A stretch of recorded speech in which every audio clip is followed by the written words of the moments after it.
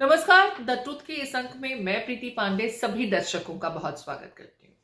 दिल्ली विधानसभा का सत्र चल रहा है। आम आदमी पार्टी जो अब तक सत्ता में हुआ करती थी, अब विपक्ष में है।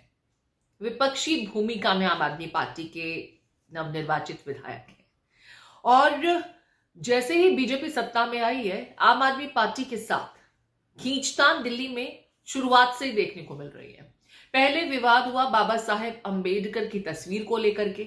आम आदमी पार्टी के खेमे की तरफ से एलिगेशंस लगाए गए कि बाबा साहेब अंबेडकर की तस्वीर हटा दी गई मंत्रियों द्वारा, प्रधानमंत्री नरेंद्र मोदी की तस्वीर लगाई गई। इसको लेकर के नारेबाजी भी हमने देखी थी कि मोदी मोदी के नारे लगे विधानसभा के भीतर, तो आम आदमी पार्टी ने जय भीम के नारे लगाने शुरू किए। लेकिन उसके बाद जो कुछ हुआ, वहां से सियासत और गर्माने लगी है।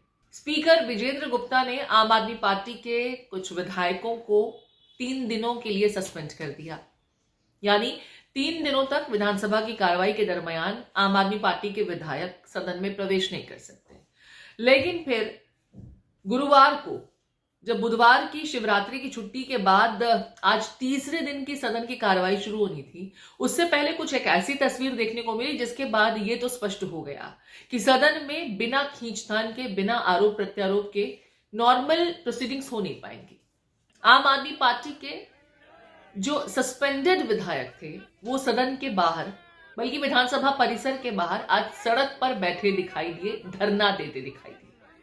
अगुवाई कर रही थी, लीडर थी आतिशी, जो सदन में लीडर ऑफ ऑपोजिशन भी है, उन्हें वो मान्यता भी मिल चुकी है। अब हुआ क्या है ये हम आपको बताते हैं।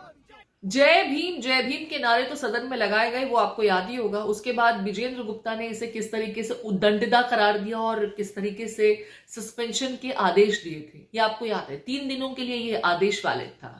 लेकिन आज जब आम आदमी पार्टी के विधायक विधानसभा परिसर में दाखिल हो रहे थे, तो उन्हें परिसर में भी प्रवेश नहीं करने दिया गया।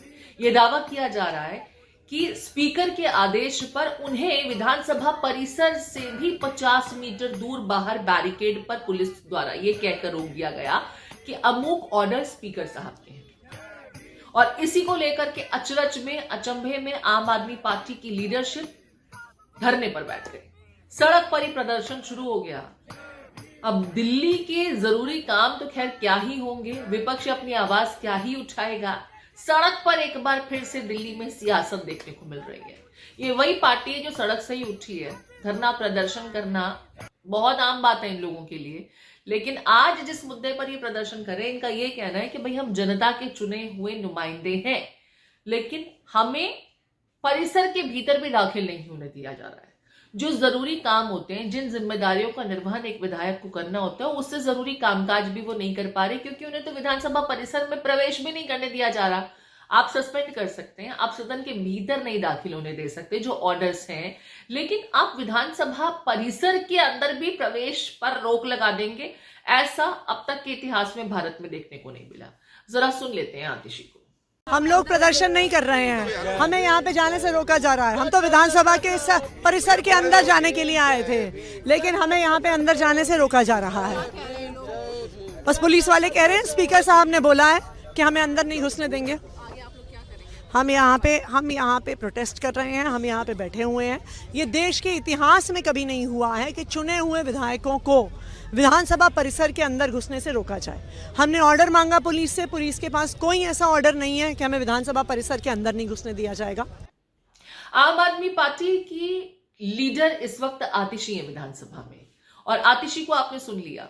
हालांकि आम आदमी पार्टी के खेमे से बीजेपी पर जबरदस्त तरीके से एलिगेशंस लगाए जा रहे हैं। अभी अगर आम आदमी पार्टी के अन्य चेहरों की बात की जाए तो वो बीजेपी को तानाशाह करार दे रहे हैं। वो कह रहे सत्ता में आए नहीं और इनकी तानाशाही शुरू हो गई। आप बाबा साहेब अंबेडकर के विरोधी हैं, हमने जय भीम के नारे लगाए तो हमें सस्पेंड कर दिया गया। तो मतलब अब दिल्ली की सियासत बाबा साहेब अंबेडकर के चेहरे पर होगी। सुन लेते हैं जरा किस किस तरीके के एलिगेशंस लगाए जा रहे हैं और बीजेपी पर कितने गंभीर आरोप देखने सुनने को मिल रहे हैं। उन्होंने ये दिखाया है कि जो ये ऑर्डर कि आम आदमी पार्टी के विधायकों को 3 सिटिंग के लिए बाहर निकाला गया, लेकिन आज तक दिल्ली विधानसभा के इतिहास में, पूरे देश के संसद के इतिहास में किसी भी विधानसभा परिसर से, किसी भी यहाँ संसद के परिसर से एक चुने हुए विधायक या एक चुने हुए सांसद को परिसर से एंट्री के लिए रोका गया हो, ये भारत के 75 साल के इतिहास में कभी नहीं हुआ है। तो हम इंतजार कर रहे हैं, यहीं पे गाड़ी खड़ी है, हम इंतजार कर रहे हैं।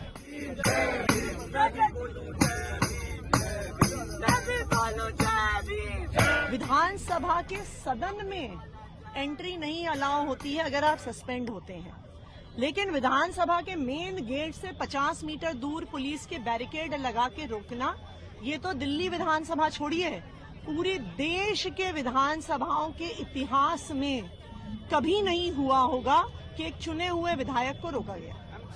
हम तो कह रहे हैं भाई कौन सा नियम है बता तो दो। आपने पहले हमने जय भीम के नारे लगाए तो आप लोगों ने हमें सदन से बाहर कर दिया, हमने जय भीम को उद्घोष किया, आपने बाहर कर दिया। आपके सदस्यों ने बीजेपी के नारे मोदी के नारे लगाए, आपने उनको अंदर रखा। आपने बाबा साहब की तस्वीर हटाई, मोदी जी की तस्वीर लगाई, हमने विरोध किया, आपने हमें सस्पेंड कर दिया।